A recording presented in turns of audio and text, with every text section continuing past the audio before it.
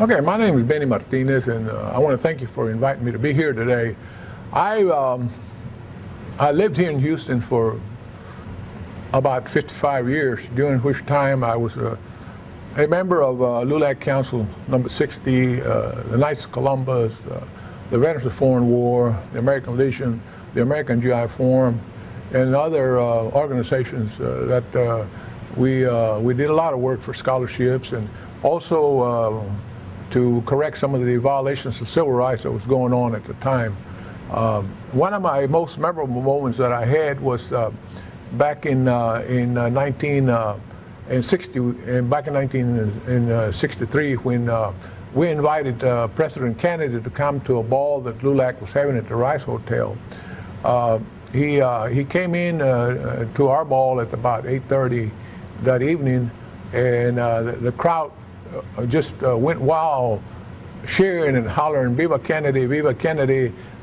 He came into the ballroom with his wife, Jackie, and Vice President Johnson and his wife. The first speaker was Mrs. Kennedy, who got up and spoke in Spanish, and the crowd just went wild listening to her speak in Spanish.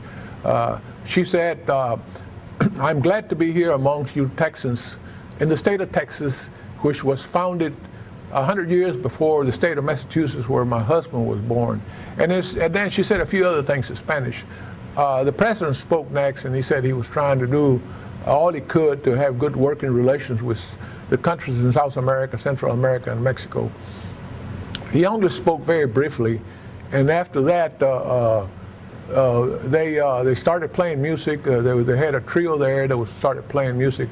The one thing that really got my attention was that they had some flamenco dancers there, Spanish dancers, and they had a lady in her costume and a man with his costume. And when they started dancing, the man stomped on the floor real loud with his heels, and it sounded like a shot. And when he did that, the president went like he got scared. You know, it sounded like a shot. Perhaps he had a premonition of something was going to happen, and it did the following day, which was a very, very sad and dark day for all of us when he was assassinated in Dallas. I remember that day going home, and I went by my brother's house, Constable Martinez, who was taking care of him, was his guard, and he was a sergeant with the police department at the time. And I went back to the patio where he was sitting, and he was crying. And I went up there, and I said, "Roy, why are you crying?" He said, "Don't you know?" I said, "No, what?" He said, "They just killed the president." I said, "What?" He said, "They killed the president." Oh, my God, I couldn't believe that. I felt ashamed. I felt like I was guilty or something.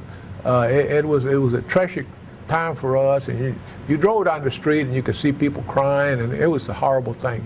The other memorable moment that I have is that school in Denver Harbor that was named after my brother, Roy Raúl Martinez.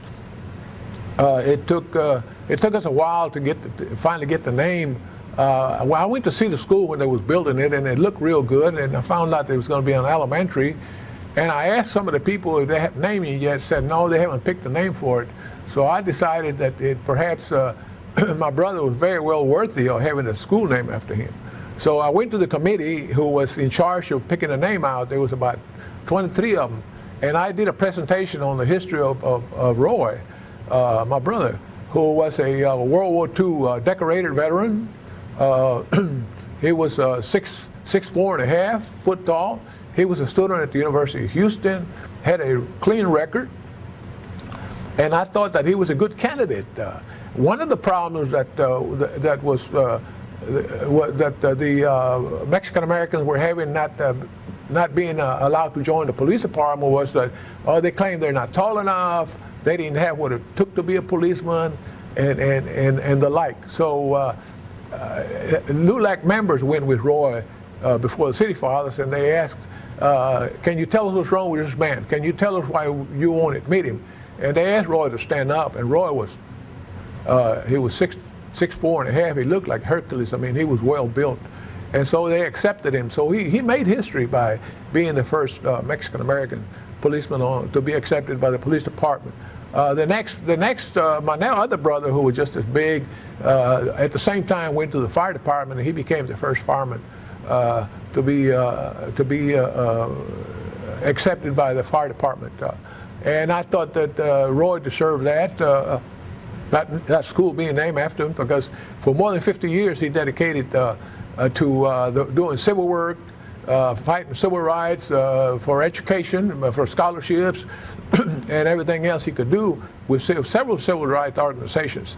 My other brother Eli, too, he was honored here not too long ago when they named a fire truck after him. He served the fire department for about 40 years. Roy, in 1973, became a constable, too, so he broke, he had history there twice. And so I was very, very proud of that. Those two happenings, those two episodes here in Houston. There's a lot of things that I've been very proud of. We bought a clubhouse at 3004 Bagby back in 1955. We worked a whole year repairing it, and we finally opened up the clubhouse.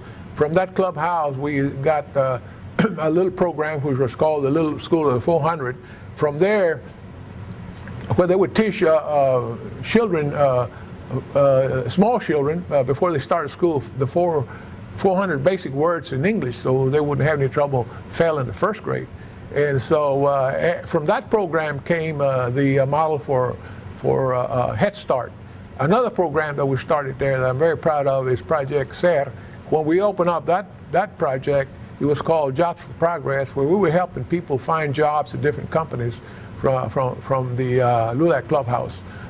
Throughout the years, we have awarded many scholarships, which we continue to do to this time. I moved to Goliad a few years ago, but I still have a lot of friends here in Houston, and I always cherish coming back and visiting and talking to them. Just this year in Goliad, we awarded 20 scholarships, and so we're still doing the good work of sending children to school. I believe that the most important thing that we can do in our community is send these young people to educate themselves. They're going to be the citizens of tomorrow. They're going to be the doctors, the lawyers, the people who are going to lead our country. And so I think this is one of the most important things we can do is earn scholarship money and send these young people to educate themselves, keep them off the street, keep them off of drugs, keep them out of crime. There's other programs that LULAC have been involved with for many times. I remember back in the old days when we had to pay a poll tax to be able to vote, and that was a part of the old Jim Crow law, paying to vote. That was outlawed in 1964, and I was real glad to see that go. I used to sell the poll tax. People sometimes didn't have $1.50 in their pocket to pay for the poll tax, so they couldn't vote. If you didn't have a poll tax, you weren't allowed to vote. And I thought that was very, very wrong. And so I'm glad that they did away with it. For years and years, LULAC and other organizations have been registering people to vote, urging them to go vote, because I remember many years ago when we had nobody in office, nobody in any kind of elected positions, when we had taxation without representation. And I remember when Lauro Cruz became the first state representative that we elected from Houston. He became the very first to be elected. And after that, we had many others to follow. And I was real glad to see that. I remember back in about 1970, we had about 20 election judges here in Houston. Before then, I think we only had one. I believe it was Mr. Crisino Horse, I believe, was the first election judge here in Houston. But I was glad to see that we really started a movement to get Mexican Americans elected to office. This I think was one of the greatest things we could do, like I said before, because before then we had taxation without representation. I've been real fortunate that I had been able to be affiliated with all these different civic organizations, veteran organizations. I never done anything for self-gain. Everything that I ever done in my life has been to see that our young people get advanced, to create good citizenship, and to help our community grow and prosper. You've got some more time. Tell us about the Joe Campos Torres case, for the record. Okay. I remember back in about 1977, a young man had just returned home from Vietnam. His name was Joe Campos Torres. he was celebrating, and he had a right to celebrate because he earned that right. Because those young men who were in Vietnam or Korea or wherever they were, World War II, they lived for the day when they were going to come home. That was the day they were living for. And so he was celebrating, he was having a few drinks. The police picked him up, and they took him in a secluded place close to the bayou, and they whipped up on him. They took him to the police station. The sergeant would not book him because he was barely bitten, and he was whipped and bleeding. And so they asked the police to take him to the hospital. And they took him back to the bayou, and they threw him in, and he drowned. Now they committed murder. They committed murder. They eventually let him go. They were going to give him some probation, but eventually they let him go. And that was a very, very sad case. The following year, there was a riot at Moody Park, at about the same time that this crime had been committed around the Cinco de Mayo. And so they had a real bad riot. People rioted out there. They were just sick and tired of seeing the police get away with killing people like that. What was it like growing up as a Mexican American in Houston during your lifetime? We've heard other stories about black segregation. Talk about the Hispanic, the Mexican segregation that existed in Houston. I started school in 1940, and we were segregated at the time.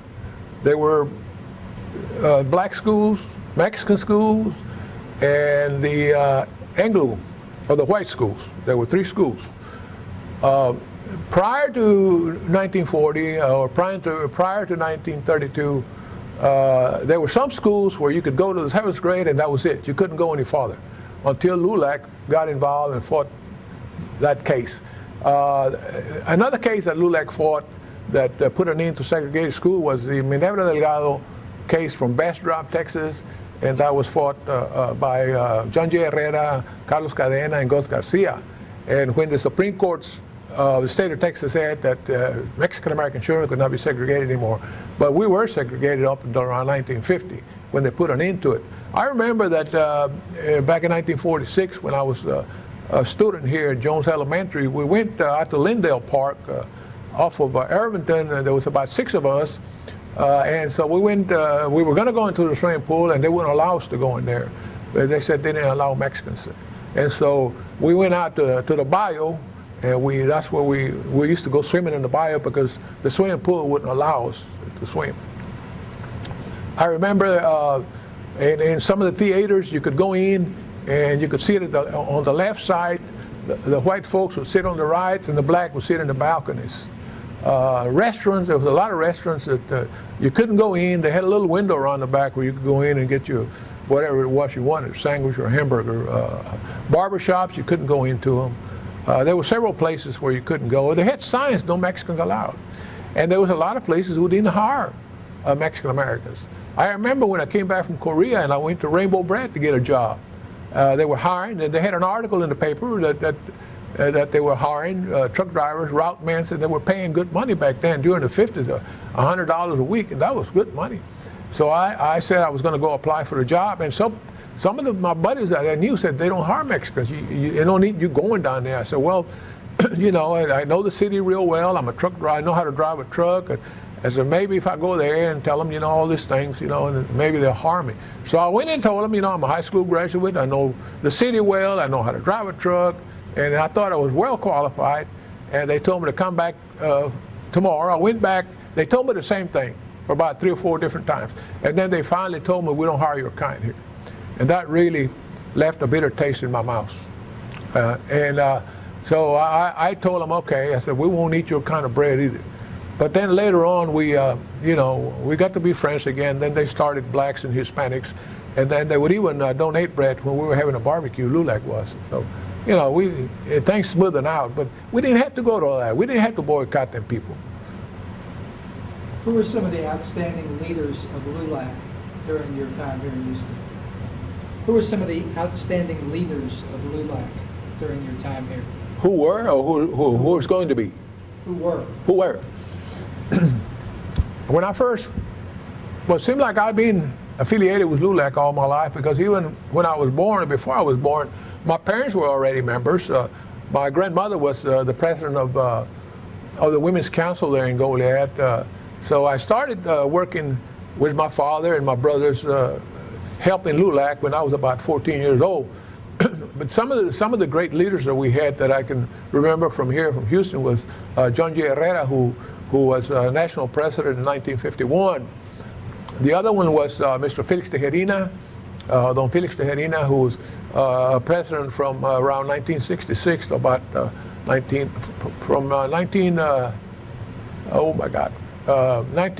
in the late 60s. He was national president.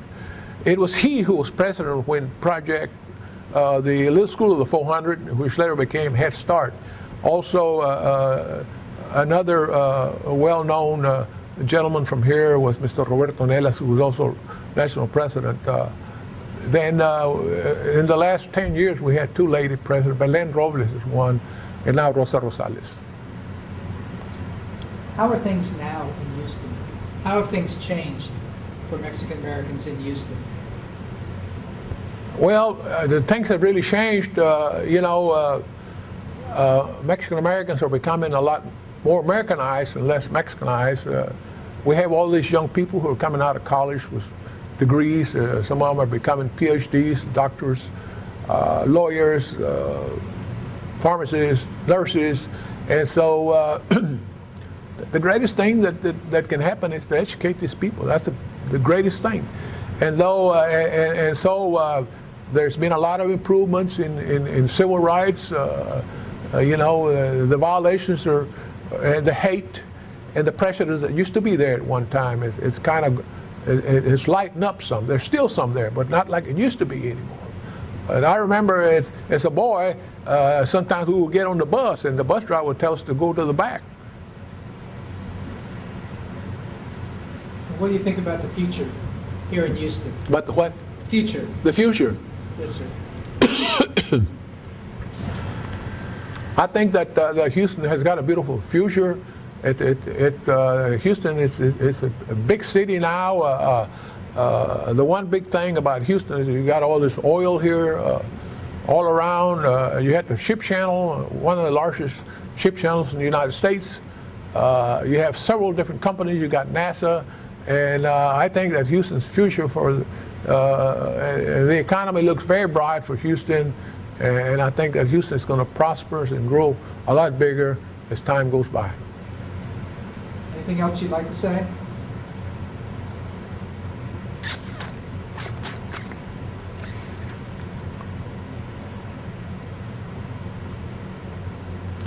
Well, yes, I think so.